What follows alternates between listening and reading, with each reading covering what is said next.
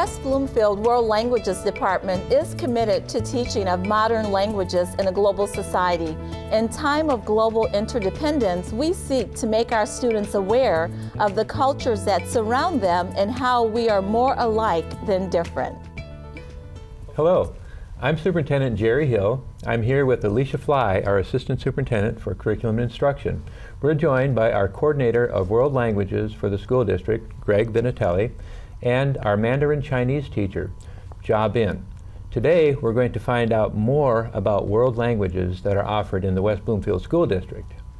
That's right, Dr. Hill. We are very proud of the comprehensive offerings that are available to our students in the West Bloomfield School District in the area of world languages. They focus on enhancing the proficiency of students in world language areas as well as cultural diversity. In the West Bloomfield District, we're also very proud of the rich diversity that we have in our school district. And as students participate in world language courses, it again allows them to look beyond their local areas and explore nations internationally. Great. Senor Vennettilli, describe for us the World Languages program in the West Bloomfield School District. What languages do we offer?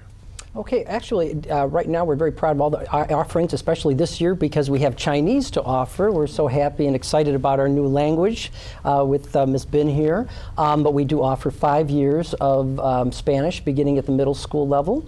Actually, at the middle school level, in the 6th grade, we have an exploratory. And in 7th and 8th grade, students begin with their first year of Spanish, and they can continue with another 4 years of Spanish through advanced placement in their senior year. We also offer French at the high school, beginning at level 1, and we can continue all the way to level 4, and some advanced students also are still preparing for the advanced placement exam in French.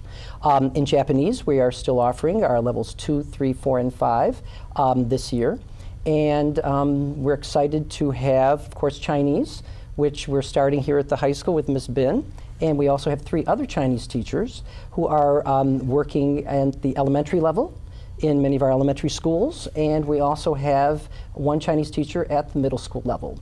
Next year, we're excited to see that we will be having also level 2 Chinese at our high school, thanks to, with Ms. Bin's excellent instruction. Great, great. So you teach Spanish at the high school. Yes. And you mentioned we do have advanced placement classes offered in Spanish. Yes. So would you mind going through what that means? What are some challenges for students and for the teacher when you get into an AP foreign language? Well, there's a difference in taking an advanced placement exam in a foreign language and to take an advanced placement exam in any other discipline. The difference is that an advanced placement exam in a foreign language tests proficiency. We're talking about proficiency, not only linguistic proficiency, but also proficiency as regarding to writing proficiency. It is a different level. Students must reach a certain level in order to become proficient, whereas in other languages, in other disciplines, AP is basically knowledge. So it's a certain level that we have to bring the students to. In the class, students read novels, and a lot of the material has to be authentic because of the various accents. Also, another challenge is I do have a very large class in advanced placement, and we have 34 students. So the challenge is how do we get the students to speak? So we have different conversational circles. We use digital voice recorders to get them for the oral component of the exam. And Senor Vennettilli, can you share with us, you've mentioned some of the resources that are utilized in classrooms. When we talk about world language classrooms, what kind of teaching methods would we recognize or see in world language classrooms? Well, if you're looking at the advanced level, we are the way of teaching in the advanced level is, of course, keep having students become very exposed to the various accents in the Spanish-speaking world. For example, in Spain, the accent is a TH sound, like a theta sound, when the C is followed by I or E or Z. In Argentina, the accent is a Y makes a J sound. In the Caribbean basin, many R's get dropped off. So we have to expose the students to all of those different linguistic differences, which are just part of their language, which is a challenge to have them to get accustomed to those. When sometimes they even have a difficulty understanding British English. So, Senor Vennettilli, is conversation among students important in terms of a learning method for the students, and why would that be? Absolutely. Conversation is important at different levels. At our lower levels, we begin things called, we use a method called discursos, which are speeches, which involves different skills of learning the language, reading and, of course, the listening, but the students listening and the speaking of the language. As we get into more advanced levels, we have these conversational circles where students, instead of speaking in front of the class where they may feel intimidated, we have smaller conversational circles where they speak on various topics. They may have little vignettes in front of them, and where they would develop their speaking skills, because during the AP exam you must speak for 2 minutes into a tape recorder without having anything in front of you, and it's very challenging. So what we do now is we build the students to a level where they're able to speak for 2 minutes. So listening is definitely an important component of the foreign language advanced placement exam. There's no other advanced placement exam which necessitates an oral component. A speaking component. And in speaking more broadly regarding all of our world language courses, we know that we have students with diverse learning needs in our classrooms. And how do we accommodate that spectrum of needs and better personalized instruction for students in the classroom? Well, you know, at the lower level classes, there's much more of there's an attention issue with many of the students. There's many accommodations which are done with the students at that level. But also we want to make students, the students know how important a language is for study. So we have different methods of learning, even if it comes with games and using YouTube, songs, even teaching them a dance, showing them something with culture, which keeps them interested in the language. And some students are better at listening, some students are better at communicating. So you try to work on those skills and build those students at the level that they find to be more successful for them. Thank you. When we come back, we're going to see how our Mandarin Chinese program looks in the classroom. I just like learning about the culture and how these people interact, and learning about just the clothing and mostly just the culture. Just having a new language, it opens a lot of doors. So it's allowing me to go to another country, which I've wanted to go to Japan for forever. And knowing that I now can go there and speak a different language and be able to understand these people gives me confidence in what I can do. I took 2 years of Spanish previously, but nothing can compare to this, honestly. I've always really wanted to learn how to speak Japanese, and now I can finally do that thanks to West Bloomfield. Welcome back. You know, the United States government classifies Mandarin Chinese as one of the most difficult languages for native English speakers to learn. However, it is the most widely spoken language in the world. That's right, Dr. Hill. Research shows us that it is best learned in elementary school when we're talking about Mandarin Chinese, and we are very fortunate in the West Bloomfield School District that we have the opportunity to offer Mandarin Chinese K-12 as a curriculum experience for our students. This school year, we began to offer Mandarin Chinese in our kindergarten and first grade classrooms. We also have opportunities available at the middle school level, as well well as introduction at the high school level this year. As we look ahead to next school year, we'll be expanding those offerings, and we'll have K-2 experiences available in Mandarin Chinese, because again, we want to have those experiences available for students as early as possible. Great. 1、2、3、4、5、6、7，我的朋友在哪里？在这里，在这里，我的朋友在这里。1、2、3、4、5、6、7，我的朋友在哪里？在这里，在这里，我的朋友在这里。Perfect.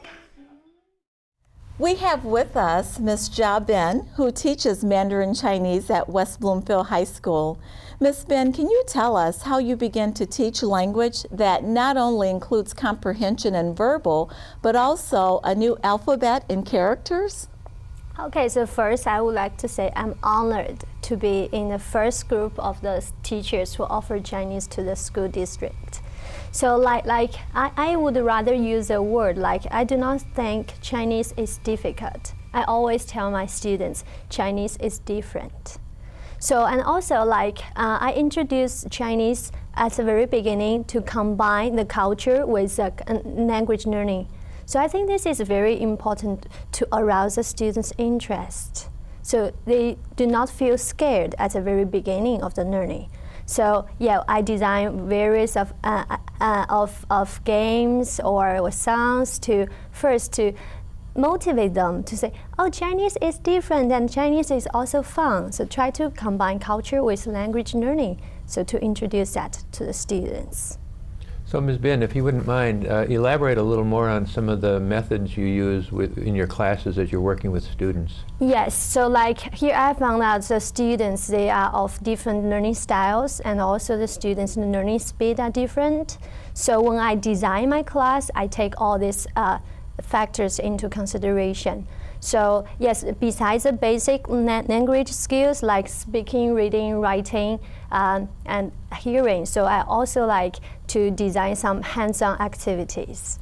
So in our class, we do paper cut, and we do practice using chopsticks, and we also we make food. So yeah, so also I offer a Chinese club to all the students who are interested.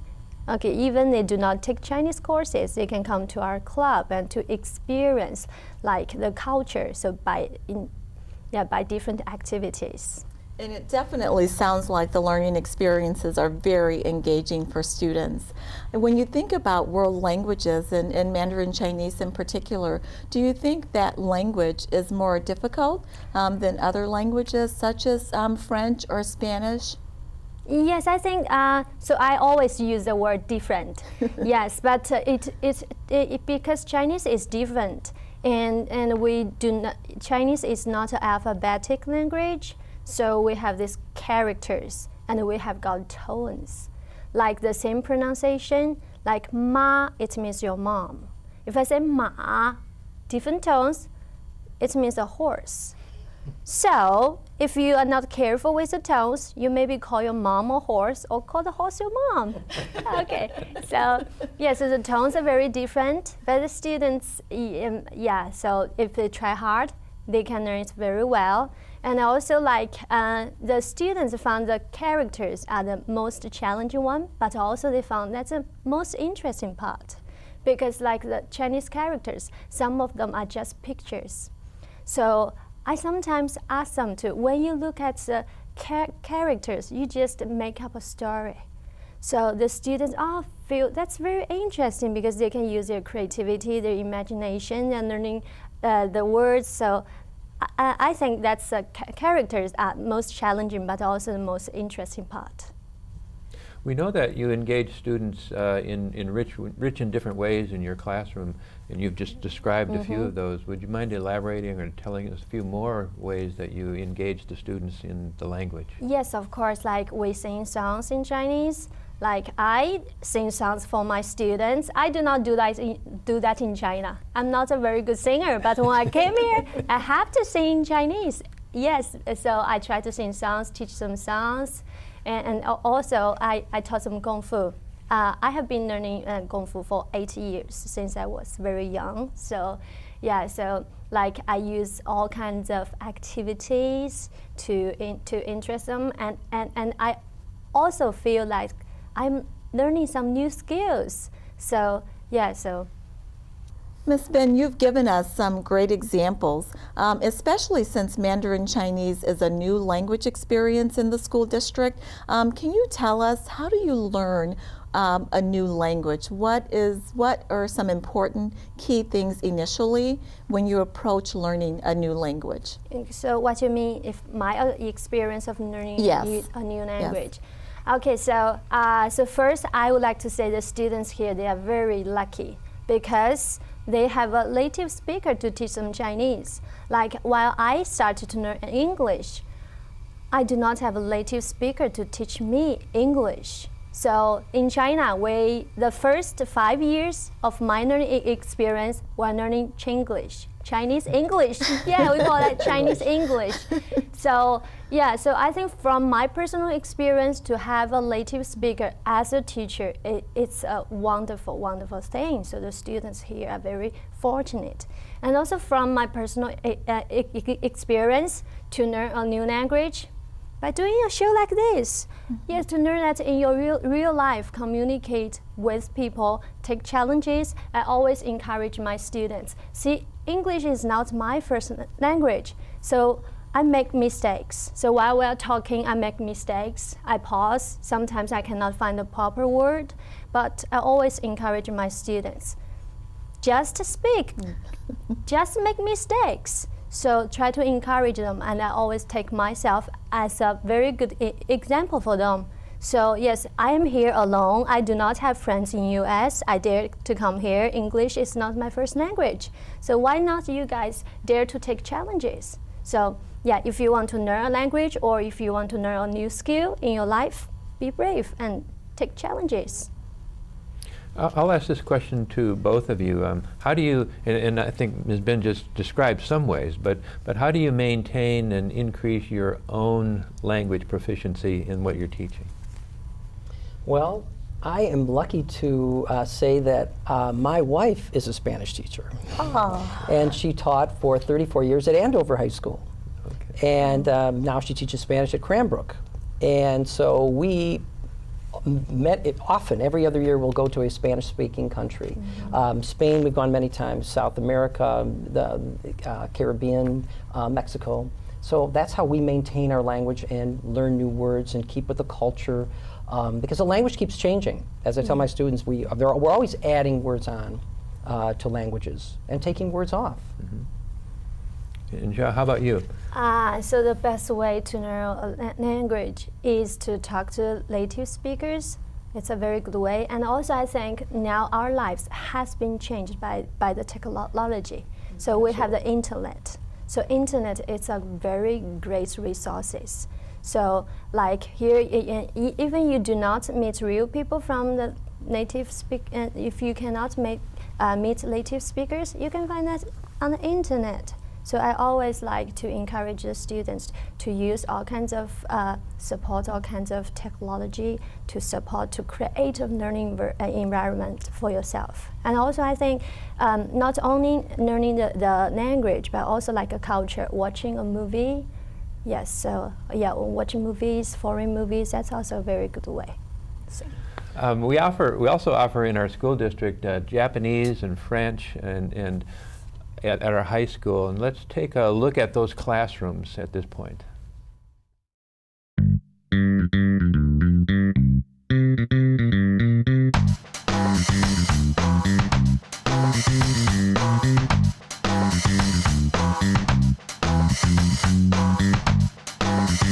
I like that you get to explore like different parts of the world and learn their culture that you wouldn't normally get to learn, and it kind of allows you to understand the English language a little bit better, just because of the way that you're learning the different parts of sentences in a different language.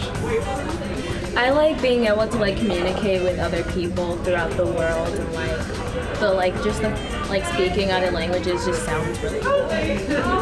I didn't take a language in middle school, so I was saving French for high school because both my parents know a little bit of French, and I thought it'd be fun to learn too.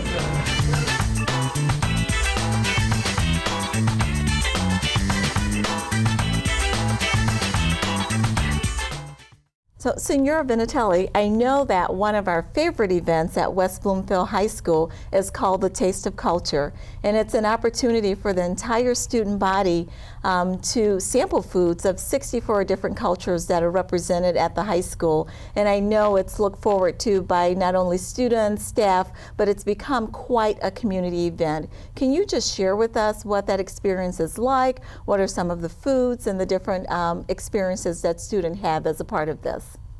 Yes, it's definitely an exciting event that we have every year. It is sponsored by the International Club, and all of the world language classes participate. Students donate food from all the different, for all their different classes and their different cultures. And we're using finger food now. We used to use warm foods, but it was getting to be a little bit difficult with all the different ethnicities and keeping them warm. And so we divide the food into 3 different lunches, and students pay $1, and they come in and fill up their plates. And you know 16-year-olds and what their appetites are. And we have always enough food and food left over every year. And so it is something we the students look forward to, staff looks forward to. And students are very proud to bring in the foods representative of their own ethnicities. And students learn. They learn all the different, what foods are, what is food which is they can identify with their own particular culture and other cultures. And it's actually a learning event. It's very exciting. So it sounds like not only a great bargain, but an absolute wonderful learning experience for our community and students. Absolutely. Senor, earlier you mentioned some of the travels that you do. Mm-hmm. My understanding is that students also have an opportunity to travel. Can you name some places where you've been with students in terms of learning the Spanish language? Yes, we've been to Spain and France and Mexico. 2 years ago, we took a trip to Spain and France. We took 64 students during spring break, and we started our trip in Paris, and we visited Versailles and many of the different points of, around Paris. And we traveled south to Spain and Madrid and various cities, and Barcelona, which also is in northern Spain. It was definitely an interesting, exciting event, and we had many students who came who were not even language students who just wanted to learn more about a different culture. So it was, and we are planning another trip next year, again to Spain and France. And we usually do a combination trip. We get more students that way. So Dr. Hill, I certainly hope that we've been able to share just the rigorous, authentic, and diverse learning opportunities that we have for the students in the West Bloomfield School District. We are just absolutely so proud of our World Languages Department. We have an extraordinary staff, and again, our students are just absolutely fantastic, and the comprehensive programming opportunities that are available for our students are just top-notch. I agree. It makes me want to be a student at West Bloomfield High School. Thank you for joining us today, where we have taken a closer look at world languages and how our teachers are connecting students to the real world.